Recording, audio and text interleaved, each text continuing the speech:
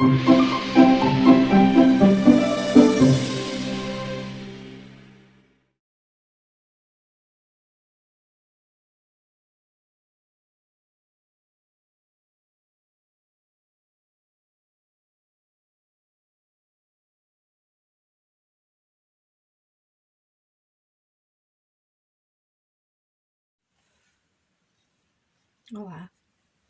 hoje sexta-feira, como aconteceu na sexta-feira passada, onde eu trouxe um livro para a gente desenvolver uma leitura juntas. Hoje eu vou dar continuidade ao mesmo livro de Eishla Santos, que eu já havia comentado com vocês, que é um livro muito bom, tá? Confesso que quando eu peguei eu não dei talvez a importância que o livro tem, porque na verdade por um preconceito. Às vezes você acha, é uma cantora gospel, uma cantora de louvor, de repente virou escritora, o que ela pode vir a escrever, a falar que possa me interessar, mas não. É uma leitura bem interessante. Esse livro, pelo que eu entendi, foi escrito logo depois da morte do filho dela. E o título dele é Nada Pode Calar uma Mulher de Fé. Na verdade, o livro é até mais que isso, tá? Quando nós vamos lendo, nós vemos, na verdade, o testemunho de uma mulher forte, que serve a Deus e que, acima de todas e qualquer circunstância, e que a perda de um filho não abala sua fé, principalmente porque ela sabia para onde o filho dela foi, né? Ela não perdeu o filho dela para o mundo ou para as drogas, não. Ela sabe que o Senhor deu e o Senhor tomou de volta. É isso que eu achei muito interessante naquilo que a Eishla relata. Mas eu separei mais alguns trechos para a gente ler. Semana passada eu falei sobre os 2 vasos de água, né? Os vasos que tinham um vaso novo, o vaso velho, que o mestre levava água, porém com o passar do tempo ele se rachou, ele estava desperdiçando mais água do que conseguindo transportar. E ele deixou um ensino de que não importa se você o que você faz de benefício, o que importa é que você tem um benefício. Você é útil em alguma coisa. Às vezes você não tem a mesma utilidade que eu, mas tem uma outra utilidade. Às vezes você não vai ter uma utilidade com boas palavras, mas vai ter uma utilidade de só no seu silêncio já conseguir consolar uma pessoa, tornar a caminhada dela mais fácil. E foi isso que a gente viu quando nós vimos, quando eu falei sobre a lenda dos 2 vasos. E eu me aprofundei mais na leitura, que fala um pouco mais da Eishla, da história da Eishla. Deixa eu separei aqui os trechos, que o livro é um pouquinho grande, sabe, gente? Dá pra ficar esmiuçando muito.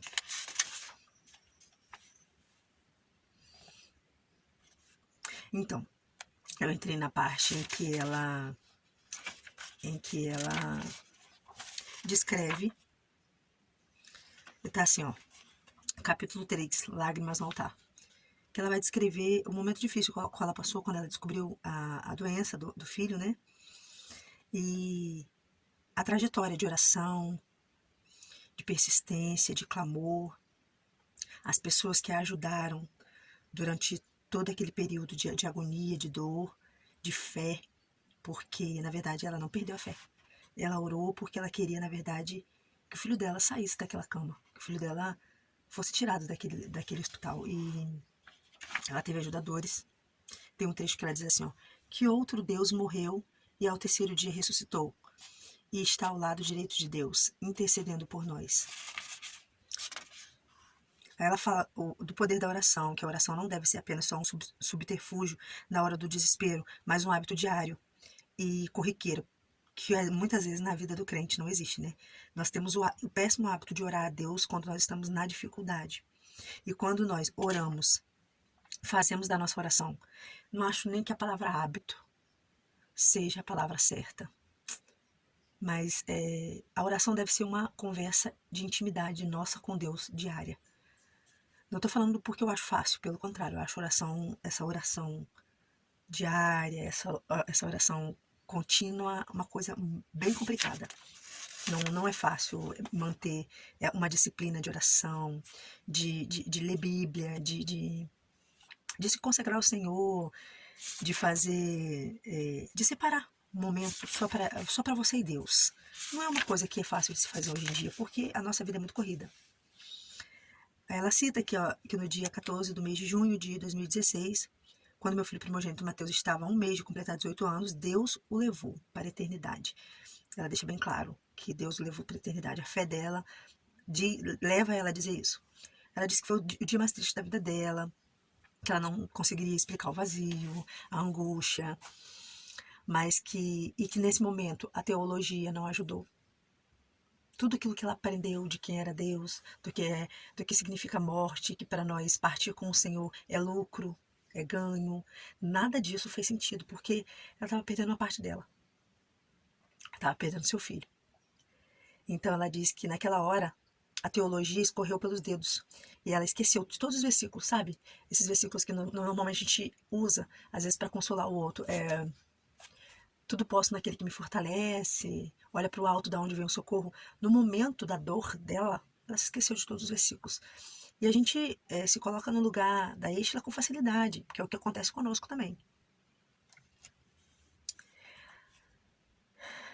E ela diz que naquele momento, um pouco antes dela receber a notícia, o lugar onde eles estavam no hospital, que foi como se tivessem separado, tipo uma sala para eles, né? Uma sala onde os amigos, onde a família estava em oração, e eles cantavam uma canção de adoração a Deus. E aqui no trecho está dizendo assim: cantando uma canção de adoração a Deus, recebemos a notícia que nenhuma mãe ou pai deseja receber. Seu filho se foi. E ela deixa um trecho de um louvor que provavelmente era o que eles estavam entoando no momento que diz: ao único que é digno de receber a honra, a glória, a força e o poder, ao Rei eterno e imortal, invisível, mas real. A ele ministramos o louvor. A maioria das pessoas, mesmo que não crentes, conhecem esse trecho, que é um louvor bem antigo. Eu acho que é domínio público esse louvor. E ela diz: naquele momento as lágrimas aumentaram de volume e a minha oração mudou de direção. Em vez de pedir a Deus que o ressuscitasse, eu pedi a Deus que ressuscitasse a mim. Na verdade, ali a Êxtila sabia que uma parte dela estava morrendo, que uma parte dela tinha morrido. E a oração dela agora muda. Ela não pede mais: Senhor, ressuscita meu filho, porque quando ela recebe a notícia que o filho se foi, pelo filho já não tinha mais o que fazer. O Senhor quis levar. Não foi um momento assim de pouca oração, não. Pelo que ela cita no livro, eles estavam orando de contínuo. Havia um grupo de pessoas que oravam de contínuo. E quando ela recebe ali a notícia de que seu filho havia partido, a oração dela muda. Ela diz: Senhor, me ressuscita. Eu preciso viver. Até porque, não sei se todos sabem, mas Êxtila tem 2 filhos, né? Que é o Mateus e o Lucas. Então a Êxtila precisava. Ela precisava ressuscitar. E ela falou que ali a oração dela muda: ressuscita a mim, porque de certa forma eu também me senti morta. Morta em minhas frustrações, morta em meus sonhos, morta em minhas perspectivas, morta em minha decepção, morta em minha maternidade. Muito forte, profundo. Quem tem filho vai entender exatamente o que ela quis dizer aqui. A maior realização de uma mulher, eu acho, é a maternidade. A não ser quem escolhe não ser mãe, que hoje é o que nós vemos. Existem mulheres que não escolhem a maternidade, e ok. Nós fomos geradas, criadas por Deus para gerarmos, para darmos à luz, para termos filhos. Mas há quem escolha não ter. E hoje não é uma coisa rara, não. Existem bastante mulheres que optam por não ter filhos. Mas nós vemos que a Êxtila não é esse caso. Então ela ali, é bem profunda essa parte, esse trecho, é bem difícil, porque é o que ela diz: é a frustração, a morte da maternidade. Foi o primeiro filho dela. Aí nós voltamos, quem é mãe vai voltar agora a memória de tudo aquilo que foi perspectiva quando estava grávida do seu filho, de quando esperava seu filho, de quando fazia o enxoval do seu filho. E de repente, quando seu filho é um jovem cheio de sonhos e de planos e de projetos, ele é levado. Então é muito complicado. E ela diz lá embaixo assim: não existe vitória sobre o luto se nossas lágrimas não forem derramadas no altar de Deus. Aí a gente vê que faz todo sentido. o título do livro, né? Nada pode calar uma mulher de fé. Porque agora ela precisa mais do que nunca mostrar sua fé, para que ela não morra espiritualmente, emocionalmente, fisicamente, junto com o filho dela. E ao invés dela se agarrar ao luto, aquele luto contínuo de reclamação e de murmuração, ela resolveu se agarrar em Jesus Cristo. E pedindo forças ao Senhor, porque ela não perdeu a fé, né? Nada pode calar uma mulher de fé. E pelo que nós vemos, a fé de Êxtila não a deixou calar. Ela diz assim, ó, ela descreve: meu corpo estava esgotado pelos dias de busca intensa, porque na verdade quando nós buscamos uma bênção, e nós estamos insistindo a Deus por uma bênção de cura, uma bênção, um milagre, você se esgota fisicamente, mas se esgota espiritualmente. Por mais que você tenha pessoas ao seu redor que te ajudem em oração, é difícil. É difícil porque nós, como homens falhos, perfeitos, nós queremos resultados imediatos. E pelo que nós sabemos, o filho da Êxtila ficou dias internado. E ela então passou dias naquele hospital, esperando por esse milagre, clamando por esse milagre. Então ela diz: meu corpo estava esgotado, mas minha fé não. Meu corpo estava esgotado pela busca intensa que passamos naquele hospital, esperando que o impossível acontecesse. Mas o meu espírito estava pronto, ou seja, o Espírito Santo de Deus que habita na Êxtila estava pronto para seguir em frente, mesmo que fosse andando, mesmo que fosse chorando. Aí a Êxtila, aí eu dei uma parada aqui, eu até fiz coloquei um post-it, eu acho o nome disso aqui, um papelzinho colorido para marcar, porque eu achei bem profundo, que ela diz: mesmo que fosse andando e chorando, eu ia seguir em frente. Quando nós falamos andar, mesmo que seja chorando, nós estamos falando de movimento. Muitas vezes chegamos a um nível da nossa vida de tanta prova, de tanta luta, de tanta dificuldade, de tanta aflição, de tanto cansaço emocional, físico, psicológico, no casamento, na vida, com os filhos, e que nós sabemos que nós não podemos parar, mesmo que seja chorando. E é uma coisa que eu tenho aprendido: nunca parar. Quando nós paramos, tudo para. Não há milagre quando você estaciona a sua fé. Não há milagre quando você para de orar. Não há milagre quando você para de crer. Não há milagre quando você já não dobra os seus joelhos no chão.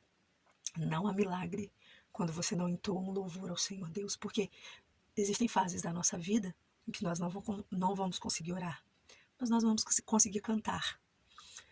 Talvez nós não vamos conseguir nem cantar e nem orar, mas nós vamos conseguir chorar. Então, que a nossa busca seja de choro, mas que nós não venhamos parar na caminhada e estacionar e esperar que algo aconteça sem que haja da nossa parte o ato de caminhar, de continuar, de prosseguir. Foi o que ela fez, andando e chorando. Eu estava pronta para prosseguir. O Espírito Santo de Deus preparou todas as coisas, porque senão o Senhor não levaria esse menino, com certeza. É uma grande experiência que ela teve. Uma grande experiência. E eu vou mais à frente. Marquei um outro trechinho aqui, que ela diz assim: nossas lágrimas têm peso, têm um peso diferente quando derramado no altar de Deus. O que ela quis dizer? No luto, ou em qualquer outro tipo de dor, eu posso chorar, me descabelar, murmurar, reclamar, mas se eu coloco a minha lágrima no altar de Deus, colocar a minha lágrima no altar de Deus, é Ele quem pode me ajudar. É me direcionar a Ele e dizer: Senhor, olha, eu só tenho o Senhor. Enxugue minhas lágrimas, me dê forças para continuar. Tem peso, tem milagre. Nossas lágrimas têm um peso diferente quando derramado no altar de Deus em oração. Aqui a câmera deu uma travada, eu acho que o vídeo estava ficando muito longo, então eu precisei parar. Precisei parar essa etapa do vídeo. Vocês perceberam que hoje eu filmei aqui num cômodozinho que eu não chamo de closet, porque ainda não é um closet. É um lugar onde eu guardo as minhas roupas, por enquanto, porque não tá pronto. por causa da questão do silêncio. Aqui é bem silencioso e eu consigo concluir, porque às vezes eu tenho 2 filhos, um de 13 e uma de 8. E às vezes eu tô gravando, eles chegam no meio e querem mãe, me perguntam um monte de coisa ao mesmo tempo e eu acabo me perdendo. Aqui eu consigo fechar a porta e ficar tranquilo com vocês. Não sei se o som vai sair bom, mas vai ser uma forma de experimento. Se der certo, a gente vai continuar fazendo aqui. Senão a gente vai ter que procurar um outro lugar, um outro horário. Mas eu espero que vocês me sigam, deixem o like e a gente faça esse grupo, esse canal crescer. Porque eu acho assim, tem muito canal com bom conteúdo, mas tem muito canal que assim não acrescenta em nada. Então, se para vocês o meu acrescentar em alguma coisa, então eu espero que vocês me sigam, que vocês coloquem sugestões de livros, me enviem livros se quiserem, sugestões, deixem um like. E é isso. Vamos continuar. Beijo.